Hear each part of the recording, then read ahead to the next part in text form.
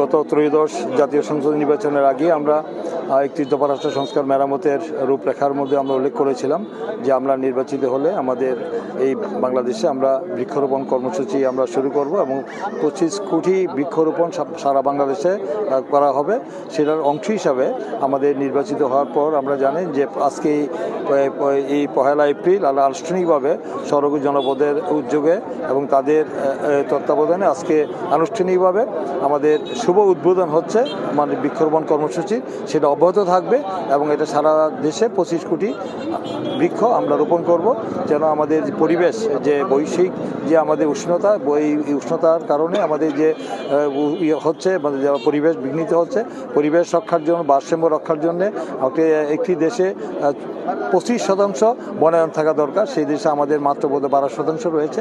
তাই আমি মনে করি যে আমাদের এটা খুবই গুরুত্বপূর্ণ এবং এই গুরুত্বপূর্ণ কর্মসূচির অংশ হিসাবে সেটা অব্যাহত থাকবে। আমরা জানেন যে নির্বাচনের পূর্বে দেওয়া প্রতিশ্রুতি এবং আমাদের ইস্তাহারে যে আমরা বলেছিলাম যে আমরা নির্বাচিত হলে আমরা যে কাজগুলি আমরা করব, তার মধ্যে আমরা জানেন যে এই প্রায় 40 দিন হতে চললো এই সরকারের বয়স। এর মধ্যে কিন্তু উল্লেখযোগ্য আমরা দাবি আমরা করেছি, মানে বাস্তবায়নের কাজ শুরু হয়েছে, দৃশ্যমান হয়েছে। আপনারা জানেন যে ফ্যামিলি কার্ড ইতিমধ্যে আমরা বাস্তবায়ন করার জন্য কাজ শুরু হয়েছে।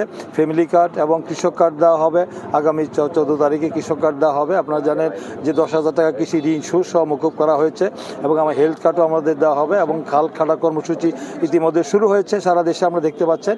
এবং আমাদের যে প্রতিশ্রুতিগুলো দেওয়া হয়েছে সেই প্রতিশ্রুতিগুলি আমার পর্যায়ক্রমে সমস্তগুলো দৃশ্যমান হচ্ছে। বাংলাদেশের ইতিহাসে, পৃথিবীর ইতিহাসে একটি সরকারের এই অল্প সময়ের মধ্যে, এই 1 মাস 10 দিনের মধ্যে, এই অল্প সময়ের মধ্যে ইস্তেহারে প্রতিশ্রুতি অঙ্গীকার যেটা ব্যাখ্যা করেছে সেটা বাস্তবায়ন করার ইতিহাস অত্যন্ত বিরল।